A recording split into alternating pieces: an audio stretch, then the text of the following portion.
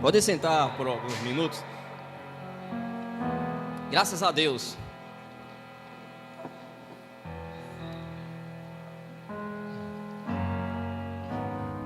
Vamos continuar orando?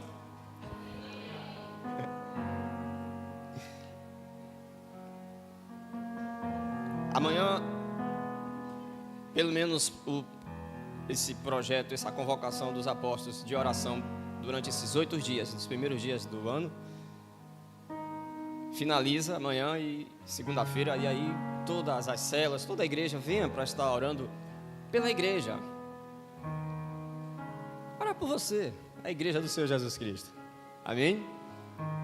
Jesus vai dizer, olha, todas as vezes que essa igreja se une, o que ela liga na terra é ligado nos céus. Como diz os nossos irmãos, está ligado. Mas também o que nós desligamos, o que nós reprovamos, o que nós rejeitamos, não aceitamos, protestamos, amém? É desligado. A autoridade, a igreja foi dada a chave. Ela abre, ela fecha, ela permite e ela também resiste. E se nós submetermos a Deus e resistirmos ao diabo e tudo que vem dele, não é nós que vamos fugir dele. Não precisa nem amarrar para ele não ficar aí. É ele que tem que fugir. Amém? E se há uma resistência poderosa contra o inferno, Satanás e seus demônios, é a oração, irmãos. É a oração. É a oração. Não é a nossa oração que é forte e poderosa. Pastor Israel é um homem que tem a oração forte. O homem fez uma oração forte, uma oração poderosa. Aliás, o homem poderoso. Ao Deus a quem nós oramos tem todo o poder. A Ele há toda a força, todo o domínio, toda a autoridade. E quando Israel ora, aí os céus se movem, irmãos.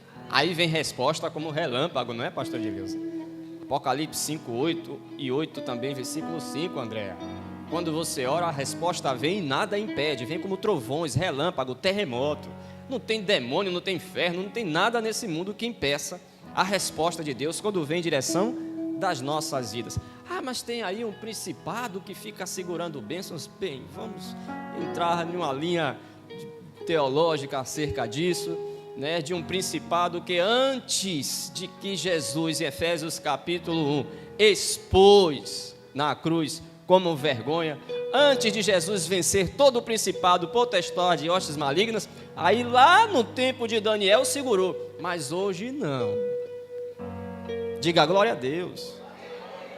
Diga hoje, há poder, e sempre houve, né? Mas o nome foi dado, toda a honra, toda a glória foi exaltado em Filipenses capítulo 2, quando ele obedeceu até a morte, e seu nome foi exaltado, e hoje, diga hoje, há poder no nome de Jesus. Diga, não há principados, não há potestades, não há hostes malignas, não há dominadores deste mundo, não há homem que possa impedir a resposta de Deus, quando um filho de Deus, em nome de Jesus, pede ao Pai. Jesus disse, o Pai vos concederá. Diga amém. Dê um forte aplauso ao Rei Jesus por esse nome poderoso e pelo sacrifício de Jesus.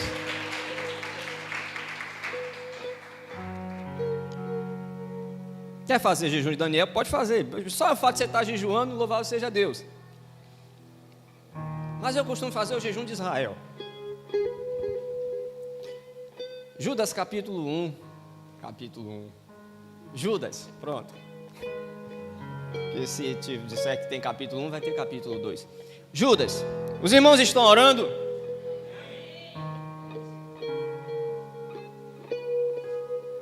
Como é que o termo que usa é uma pergunta retórica, não é isso? É quando você pergunta algo que você já sabe da resposta.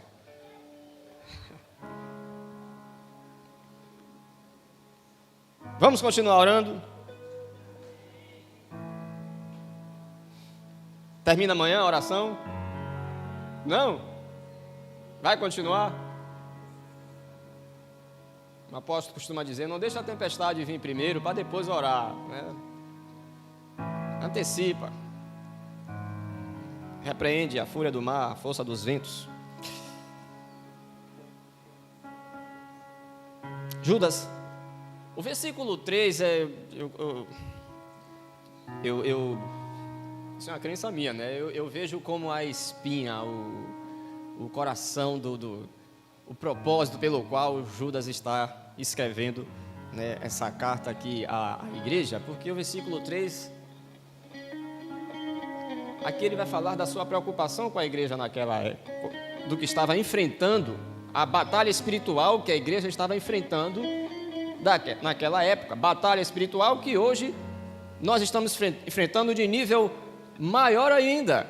E ele aí vai exortar a igreja, dizendo, amados, procurando eu escrever-vos com toda a diligência acerca da salvação, que uma vez salvo, não é salvo para sempre, acerca da salvação comum, tive por necessidade. Qual a necessidade que ele teve de escrever essa carta? Tive a necessidade de escrever-vos e exortar-vos a fazer o quê?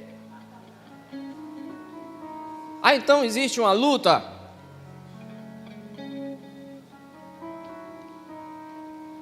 Embora ele livrador está consumado, mas o apóstolo Paulo, Efésios 6, também vai dizer que há uma luta ainda que nós enfrentamos. A nossa luta não é contra pessoas, seres humanos, mas contra principados, potestades e hortes malignas.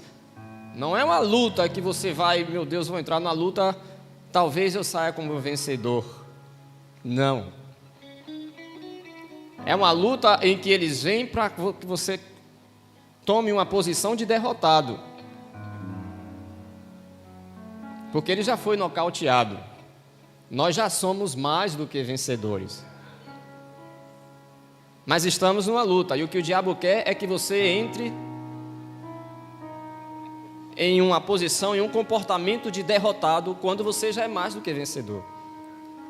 Nessa luta você só precisa se permanecer na posição de vencedor. E aquele que vencer, Apocalipse, e aquele que vencer e aquela que vencer. Então não se dê por derrotado, por vencido. Não entre no caminho daqueles que aceitaram a derrota, quando Jesus já nos deu a vitória. Diga glória a Deus. Hoje é o culto da vitória. Então o que é que ele exorta a igreja a continuar fazendo? A batalhar. Mas batalhar pelo quê? Pela fé, que é o nosso escudo, irmãos.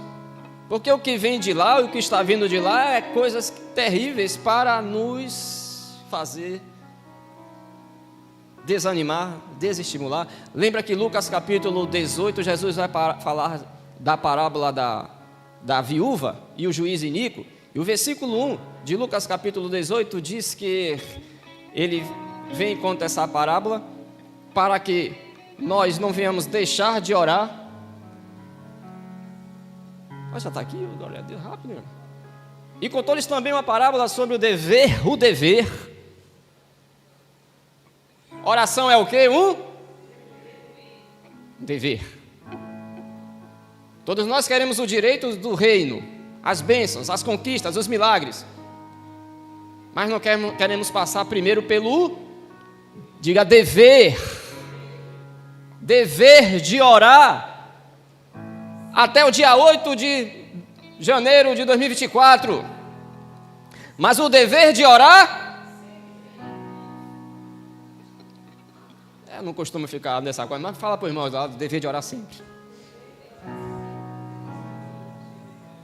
Jonatas, o dever é de orar? Porque se você cumprir esse dever e orar sempre, a sua fé, em fé, você nunca vai desfalecer. Não existe fé fraca. Ah, fulano está com uma fé tão fraca, não. Ela pode ser do tamanho do grão de mostarda, é o suficiente. Mas se ela é do tamanho de uma grão de mostarda, e você disser com a sua boca, disse Jesus, não duvidando no seu coração, ainda que seja pequena, é capaz de fazer transportar montes. Ou você transporta os montes, ou você é paralisado por ele. Jesus não está mandando você subir o monte, chegar lá em cima como um vencedor e, sabe, fincar o Monte Everest, por exemplo. Não. A oração ela é poderosa, movida pela fé, uma fé inteligente, uma fé firmada em Cristo Jesus. Ela é capaz de fazer transportar os montes. Então os montes estão aí não é para nos deixar desanimado. Quem está diante de um monte aí? É um monte de coisas, viu, pastor?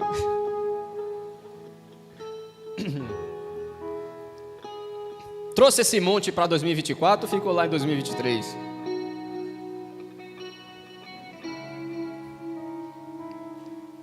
Hoje ele vai ser transportado. Eu vi um amém fraco. Tudo bem, pode ser fraquinho, mas se a fé... Hoje esse monte vai ser transportado. Oh, glória a Deus, dá um forte aplauso ao Rei Jesus. O dever de orar sempre, desanimar, desfalecer, nunca. Nunca, porque a oração é o combustível para você perseverar, permanecer. Amém, irmãos? Sem oração, tu para, tu cai, tu é levado por qualquer vento de doutrina, e essa é a preocupação de Judas naquela época, porque, olha, falsos profetas vão se infiltrar aí entre vocês. A salvação de vocês está em risco. Vocês precisam batalhar pela fé. Vocês precisam orar sempre, porque senão vocês vão desfalecer. O versículo 8, concluindo toda a parábola de Jesus a respeito dessa mulher, ela está se dirigindo a um juiz iníquo. Esse juiz iníquo disse muitos nãos para ela, mas ela desanimou. Por que ela não desanimou? Diga, por causa da fé. Por que por causa da fé? Diga, porque a fé é a certeza das coisas que se esperam. Não estou nem aí para o seu não. Eu tenho a certeza. Eu tenho fé. Vai acontecer. Vai chegar. Eu vou segurar o meu milagre nos meus braços. E ela bateu, mesmo recebendo o não. Não é uma igreja fraca. Essa mulher aqui, porque quando a Bíblia vai falar de mulher, é igreja. Não é uma igreja fraca. Ela está ouvindo não e está perseverando em oração. Primeiro não de Deus cai fora. Primeiro não do irmão cai fora. Não, ela persevera. E aí Jesus está falando do quadro da igreja. Aí o versículo 8, olha o que ele vai dizer. De Lucas 18, versículo 8. Jonatas, eu estou deixando o Jonatas. Não vai vir, né, Jonatas? Digo-vos que depressa lhes fará justiça. Aleluia, diga amém. Quando, porém, vier o Filho do Homem, porventura achará fé na terra?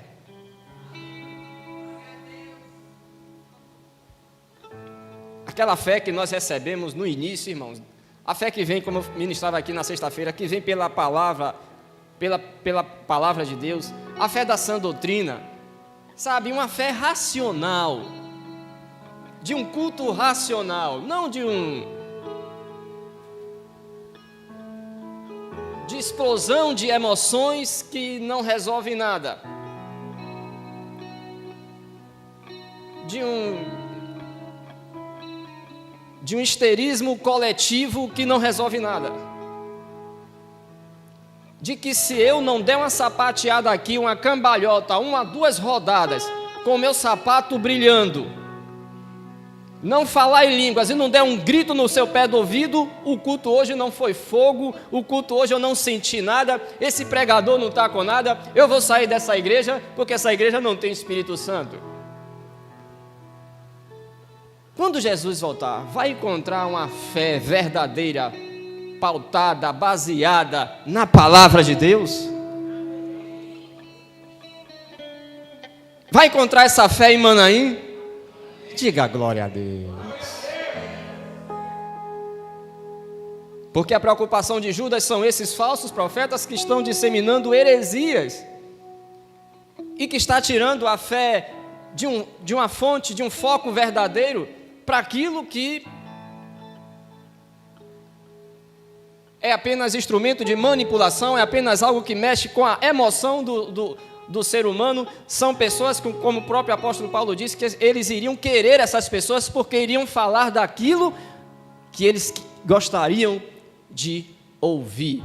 Mas a nossa fé não está naquilo que nós gostamos de ouvir, mas naquilo que nós precisamos ouvir.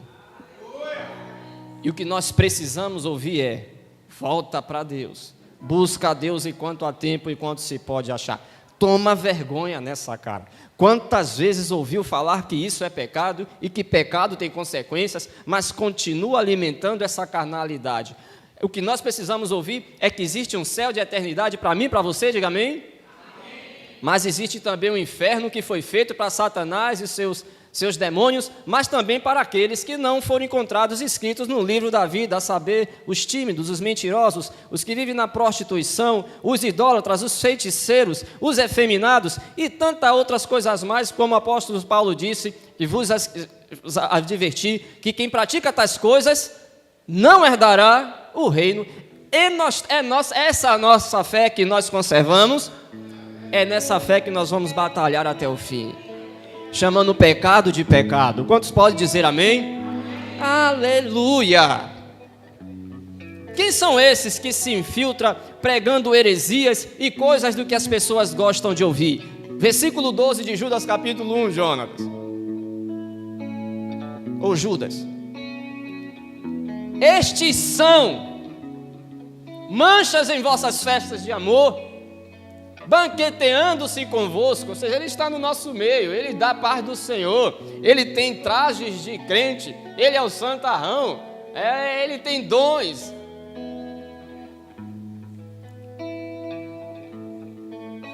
Mas eles não se submetem a autoridade nenhuma, se apacentando-se a si mesmos sem temor. São nuvens sem água, levados pelos ventos de uma para outra parte. São como árvores murchas, infrutíferas, 2 vezes mortas, desarraiga. Quem quer estar debaixo de uma árvore dessa, irmãos? Está aquele sol de, como diz o pessoal do interior, de derreter a orelha, batendo na moleira. Aí você corre para onde? Para uma árvore que você encontra folhas, né? Ou seja, é uma árvore que vai lhe dar sombra. É uma árvore que vai lhe trazer refrigério. Tudo bem, você está ali de repente, já tem refrigério, já lhe deu sombra, você sentiu uma fome, opa, que beleza, a árvore está frutífera, cheia de fruto. Ali mesmo você, além de receber refrigério, consolo, né? Proteção, até mesmo se cair uma chuva, você também ali, você se alimenta. Agora você vai para uma árvore que não tem nem raiz,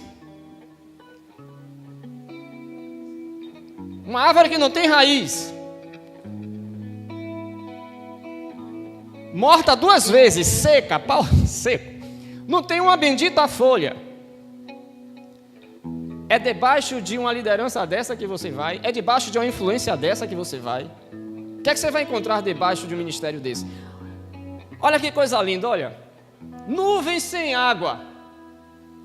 Sabe, eu lembro, Patrícia, disso. A gente foi lá para uma missão evangelística lá em Serrinha, com a família de Regi, Patrícia, todo mundo junto. E aí, não sei se foi no último dia, de repente o céu começou a ficar nublado, a terra seca, cascalho duro. Sertão ali já, né? Acho que é. Depois da cidade de Serrinha, bem mais para baixo. A terra seca, de repente fica nublado, acho que era umas 4 da tarde, tudo nublado.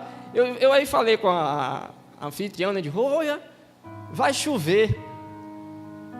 A minha esperança, a minha expectativa, né? Vai chover. Olha, quando a gente vê o tempo aqui nublado, acho que quem já foi para o sertão, nasceu no sertão, não sei aqui, né? Quem é a ovelha da bênção aqui? Aí de repente o céu nublado, eu chego para ela e digo, opa, vai chover. Ela diz, não vai não. Fica assim, todo nublado, de repente. Ou seja, essas pessoas são como nuvens sem água. São pessoas que a igreja sedenta vai, e ele sabe que está diante de um povo sedento,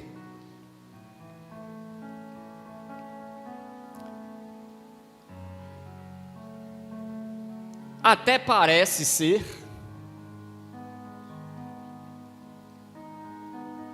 mas na sua essência não flui nada que possa saciar a sede da igreja. E a igreja continua desidratada espiritualmente e emocionalmente.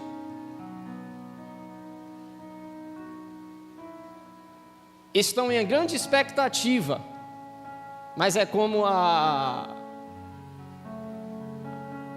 anfitriã, parente de Reginaldo, diz: não, é assim, vem, mas depois some. São esses os quais Judas está falando que iriam se introduzir na igreja, com falsas profecias, falsos revelamentos, falsos ensinos,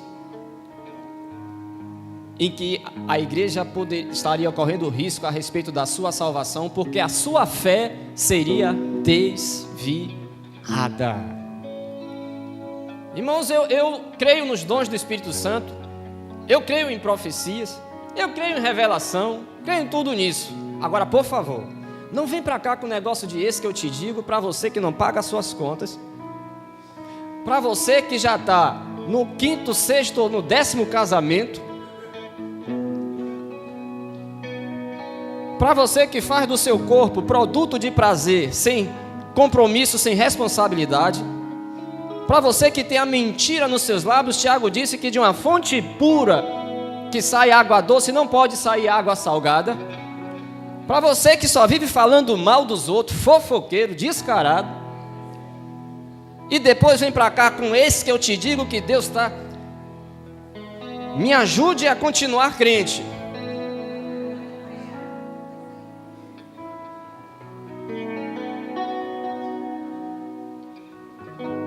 Não se submete à autoridade, é rebelde, e depois vem para cá com esse que eu te digo. Esse que eu te digo, que tu se não sair da minha frente. Ó, pastora Aline, minha esposa, já recebeu, então vocês sabem do que estou falando, já recebeu esse que eu te digo, tipo, olha, o filho que está no seu ventre são gêmeos, e aí faz aquela expressão de, eita, é porque tem que criar, né, e aí, é gêmeos, acho que foi na gestação acho que foi de Isaac, foi no primeiro, são gêmeos, e um vai nascer com síndrome de Down. Aí ela chegou em casa preocupada, porque foi uma profetisa que estava profetizando. Você disse amém, minha filha? Então, graças a Deus, então, está anulado em nome de Jesus. Aí, pô, interessante que todas as gravidezes saiu alguém para picar no pau de Jesus. Quer dizer, a mulher grávida já está com o emocional já bem, não é? Então, cuidado, tenha muito cuidado. Tenha muito cuidado. 2 Pedro, Jonatas, capítulo 2, versículo 1, versículo 3. Vamos ver o que a Bíblia vai falar mais a respeito disso.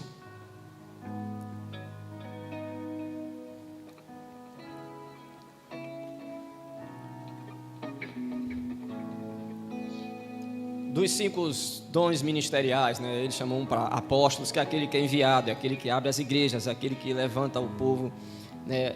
É aquele que as credenciais são sinais, prodígios e maravilhas. Aí depois vem o profeta. O profeta é o que representa, é a voz de, é que representa Deus na terra diante do povo, né? Os sacerdotes naquela época é o que seria hoje a nível de pastor. Cuidado, existe o sacerdote universal, que todos nós somos, mas existe o sacerdote ungido para o propósito oficial. No caso, o pastor é aquele que representa o povo diante de Deus, é aquele que está sempre intercedendo, né, a Deus, a sua igreja, por exemplo. Aí vem os evangelistas, que é aquele que faz o processo do crescimento. Aqui está o 4x4. E tem o mestre. E o que é o mestre? É aquele que, sabe, limpa os ouvidos da igreja, passa o óleo ungido no ouvido da igreja, para a igreja discernir o que é que vem de Deus e o que é que vem de voz de demônios, como diz 1 Timóteo capítulo 4, versículo 1, que o Espírito expressa que nesses últimos tempos, nos últimos dias, muitos seguiriam a vozes de demônios e a doutrinas de demônios. E através de quem? De pessoas que vivem na sua hipocrisia e que têm sua mente já cauterizada, engessada, né? São pessoas que, se você disser, rapaz, isso aí não foi Deus que falou, não, ela vai bater firme, não, Deus falou comigo e eu falo isso de experiência própria. Existe a possessão demoníaca, mas existe a obsessão também. Pessoas obcecadas por que ouviu a voz de Deus e acredita nisso, quando na realidade é voz de demônios, é doutrina de demônios. Não, Deus falou comigo e E mesmo que a falsa profecia não aconteça, mas ainda assim continua batendo na tecla que foi Deus que falou. Está com a mente completamente cauterizada e vai levando isso para outras pessoas converter.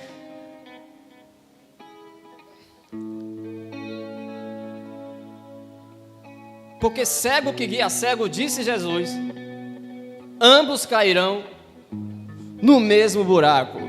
Aí tem os cegos aqui de 1 Pedro 2, versículo 1, diz que também houve entre o povo falsos profetas, como entre vós haverá também falsos doutores, falsos ensinos, que introduzirão encobertamente heresias de perdição e negarão o Senhor que os resgatou.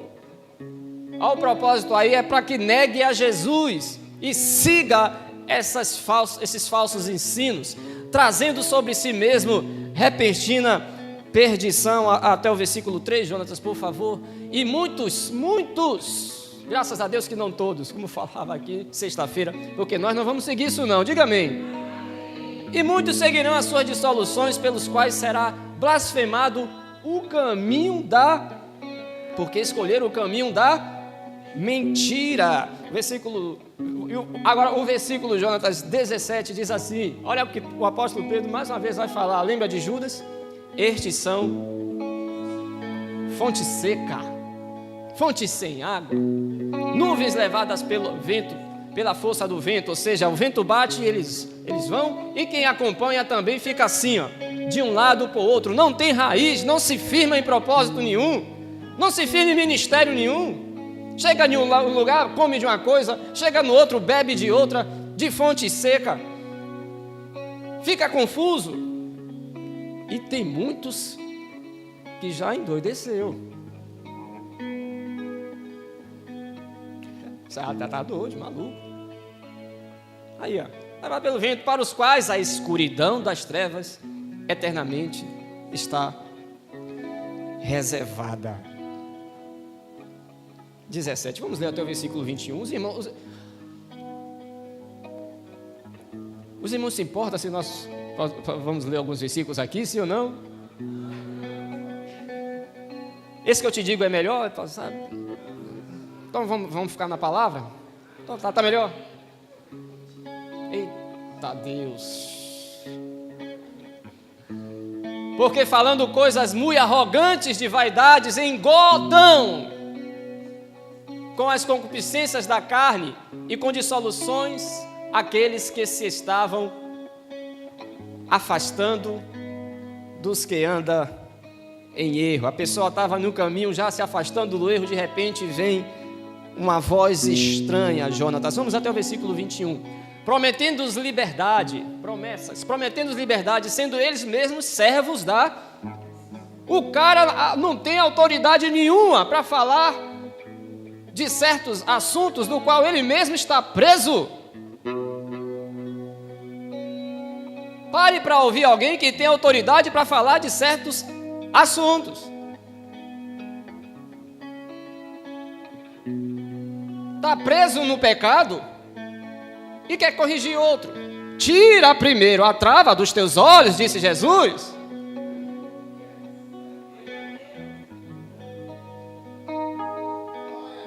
servos. Eles não são servos de Deus, eles são servos da corrupção. Porque de quem alguém é vencido, do tal faz-se também Deus me livre. Vamos lá, Jonas. Versículo 20. Porquanto se, depois de ter escapado das corrupções do mundo, isso aí fala do povo, pelo conhecimento do céu, olha que lindo. A pessoa sai da corrupção das coisas desse mundo por causa do conhecimento de quê, irmãos? Conhecereis a verdade vos libertará. Pelo conhecimento do Senhor e Salvador Jesus Cristo, forem outra vez envolvidos nelas e vencidos. Sabe aquela pessoa que começou bem? Você olhava e até julgava de, poxa, que chamado lindo, que ministério lindo, como Deus há de usar. Mas de repente ouve uma voz, de repente vem uma influência, de repente vem um falso ensino, irmãos.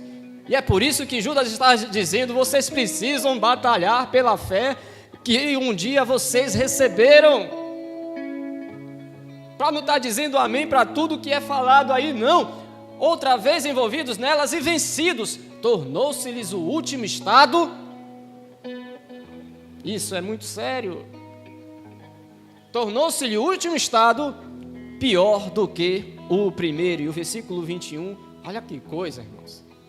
Palavra de Deus, marreta,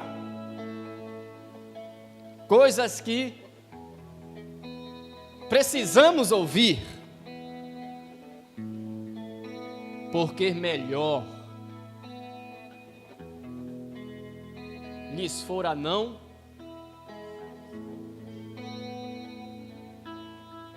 o caminho da justiça, do que conhecendo desviaram-se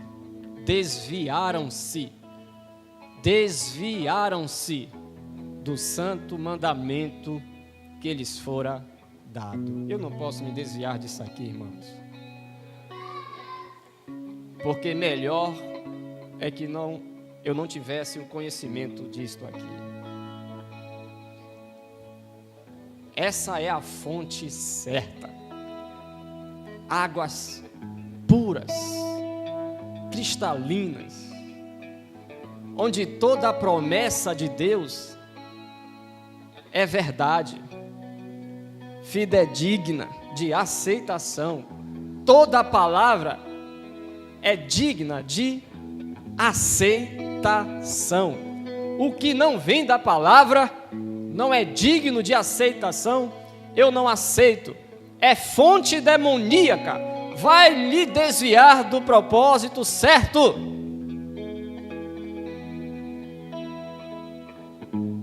Tudo que preciso é dos mandamentos que Jesus me deixou para mim. Aqui eu vou saciar a minha sede, tanto emocional, como também espiritual. Aqui eu não vou ficar desidratado. A mulher samaritana teve encontro com ele.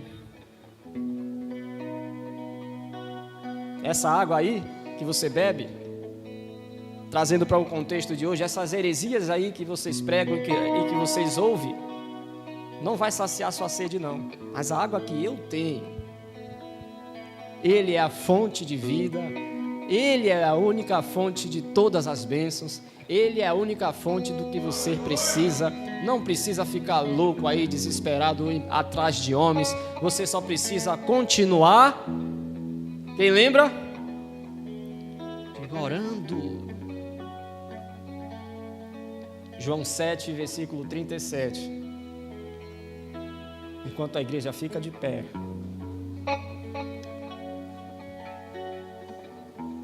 Esse aqui é incomparável. Não é homem para que minta, e nem filho do homem para que se arrependa. Esse aqui é fiel nas suas promessas. É nuvem carregada de glória. Eita, Jesus maravilhoso. Esse aqui não nos decepciona, não nos deixa frustrado, não nos abandona. Esse aqui nos conhece de verdade.